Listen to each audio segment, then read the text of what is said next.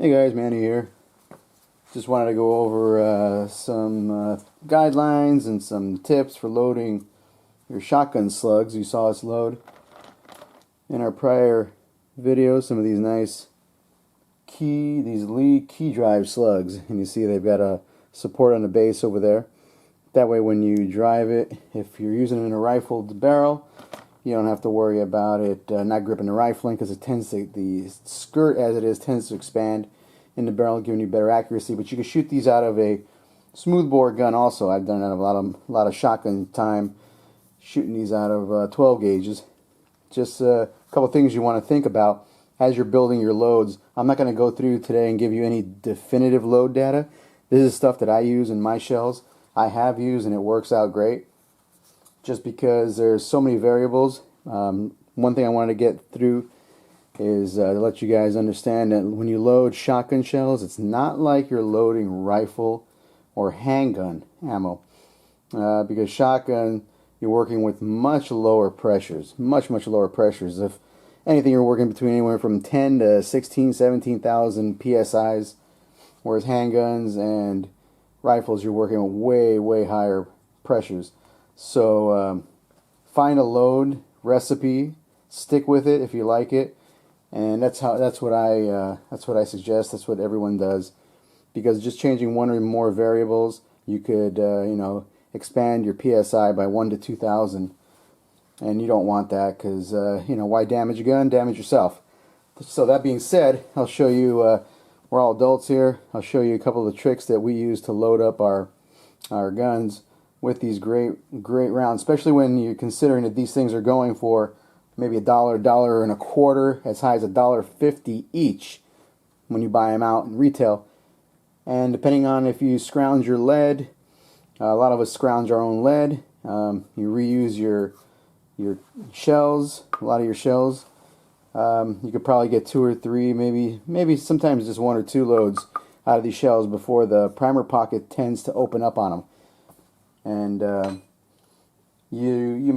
cost you $0.25, maybe 20 cents, 25 cents to load your own, versus $1.50. So it's more plinking time, more shot time, more range time. Real quick, I wanted to bring something up. A couple of our other videos, we were shooting these guys, these balls. Remember, this was single ball, Nobel out of Italy, Nobel Sport. Well, what happens are, I don't know if you can show you over here. Well, those are under such great pressure that the primer pockets just stretch on those, and they stretch exponentially, and I'll show you what I mean. Here is a CCI shot, 209 shot shell. Look, see? I just pushed it in with my finger. So that's really ridiculous how that goes. And then the push, and just, you see how they pop right out? Things just pop right out. So that's just, stay away from slugs. This is European also. European construction, usually the primer pockets are a little bit bigger than American. So you just want to keep that in mind if you're going to start reloading. Use slug shells. Just go through, take a look, make sure that the primer pocket hasn't opened up on you too much. So first thing you want to do is a couple of the powders I use that are real popular. Blue Dot. This is great. It's big, it's Magnum shot shell powder. Likes big charges, likes to develop heavy pressure when it shoots. I use Unique, which we've got over here, and I poured them out so you kind of can see what they look like. And the column also, when you're loading them in your wads. A couple of different things. You want to get a couple of different sets of wads to match, your shells that you're using. I use Federal Gold Metal for everything. And what they are, they're square bottom. I believe they call them the Riefenhauser construction shells. That's just a fancy word for saying square base. They're not tapered. Gold metals have them. I think the Cheddite shells have them. They're square base, whereas a lot of the cheap shells that you get in the store, Walmart's, their bases tend to ovulate down to here on the bottom. Is that a word? Ovulate? I don't know. I don't think so. But they tend to get narrower as they get down to the bottom here. So you've got to buy your wads accordingly so they fit. These are the pink wads that Clay Busters makes specifically for square bottom shells like the gold medal. So we've got our shells here. But like I said, I mix and match sometimes, depending on what powder I'm using. I love Blue Dot, because you can see how much. This is 45 grains of Blue Dot, what I load. You see how much that is? Well, what that does is that kind of comes up on the shell when you're putting it in there. Fills it up a lot. So you either have to use a shorter wad, such as these Winchesters. See these? Because these are 1 1/8 shot. This is for 1 ounce shot. So you got the shorter wad. You want to make sure the petals don't get crimp. When you crimp, you want to make sure the petals don't get in the way. Otherwise, what happens is it blows your accuracy all the heck, and you don't need that. With this load right here, out of my shotguns, out of my hunting shotguns, Blue Dot, 45 grain of Blue Dot, and this wad, I'm able to get in at 50 yards, 5 to 6 inch groups, which, you know, usually I don't shoot that far when I'm shooting game. When I've shot them in the past, you know, under 30 yards, never had a problem. These things are like a freight train. They go and they just punch a hole and they keep going. So you don't have to worry about expansion. You don't have to worry about any of that with this stuff. Another thing you want to do is, what we use are fiber wads. And the fiber wads are great because it helps build up your shot column. And I'll show you. You see what we have under here?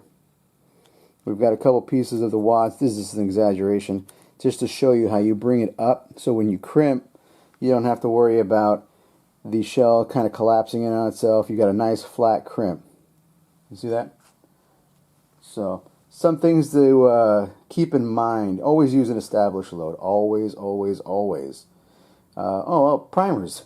Some primers are hotter than others, so that's going to affect your load also, which is another reason why you really want to, you know, stick with a published load, find one, and use it. That's about it. It's pretty simple. Load these suckers up. We're going to load some up, and we'll get them out in the field. So just wanted to get you guys familiar with how we load them so you can see just the powder charge differences. Clays, I use 16 grains of clays, and that's a real small load. It's a really light load, great load to get the kids to shoot. That way they can start off, you know, bumping off watermelons or pumpkins or, buckets of water, and they get used to shooting the slugs, and they know how heavy those things are. So, but for hunting and stuff like that, 45 grains of Blue Dot is what I use. It's awesome. It's, like I said, it's like a freight train. This thing's probably going about 1,600 feet per second. Let's say 1,700 feet per second. I've never chronoed it, but just from what the established load says, it's a beast. So you guys just, like I said, grab a component, get a manual, find something you like, you know, work your way up to it, and have fun. That's what this sport is all about. Having fun, saving money, especially saving money, and being self-sufficient. If you can be self-sufficient doing what we do, all the better. Cast your own slugs, load your own rounds, have an ample supply of powder and primers on hand, because you'll never know when the next shortage is about to hit. You know, case in point, the last couple years, it's like we were having shortages every year. It was ridiculous. And we're still having component shortages when it comes to 22s. 22s, still nowhere to be found. So if you guys have any questions, drop me a line. We're going to put another video up. We're going to be shooting some of these bad boys as some various and sundry items, and watch them explode. Till next time.